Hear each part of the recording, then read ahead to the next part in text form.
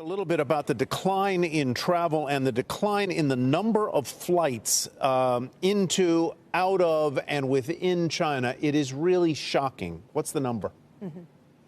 So out of the United States, we're expecting about 5% of total international capacity to be impacted.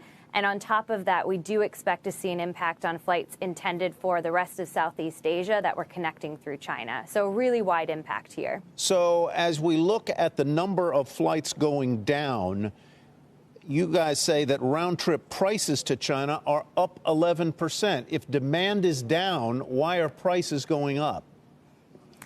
So we have a little bit of a selection problem here. There are still some flights going from both the U.S. to China and within China. So part of the reason we're seeing prices spike, that 11%, is because many of the lower cost or connecting flights are no longer available. So we have fewer seats, but still some demand, which is why the price is hiked about 11%. But we expect to see that price to plateau in the next few days. So this is obviously a situation that may play out over a period of weeks, maybe even months. Who knows, until officials get a handle on this virus. But one thing we know is that the number of flights are down. The other thing we know is that the number of inbound Chinese tourists is way down. They really can't come in. Where is that being felt most prevalently?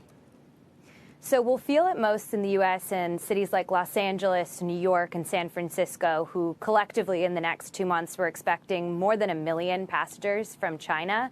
You know, Chinese tourists typically spend a high volume of dollars in the United States when they visit. So those cities will definitely feel the impact first. Yeah, Haley, I thought that was really interesting. And given that they typically travel over the Lunar New Year and that's no longer an option, is that gone for good this year, obviously? Do you expect it to bounce back with a vengeance next year, or do you think things might permanently shift?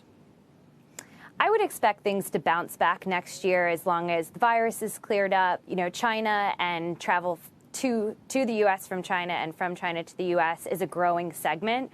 So without a disruption like this, we would expect that demand to continue to grow and those travelers to continue to visit us here in the U.S. and head from the U.S. to China, as long as things are cleared up with the virus.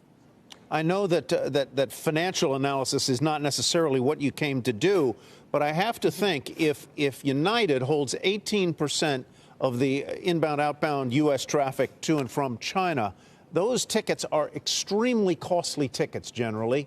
This is going to have an impact on United's stock price and its profitability, isn't it?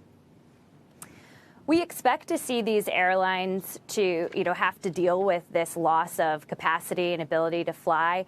That said, though it's 18% of United owns 18% share of that route. United is diversified across the rest of Southeast Asia and the U.S. So what we expect to see is they'll continue to fly what capacity they can, and as soon as things are cleared up with the virus, they'll build back up.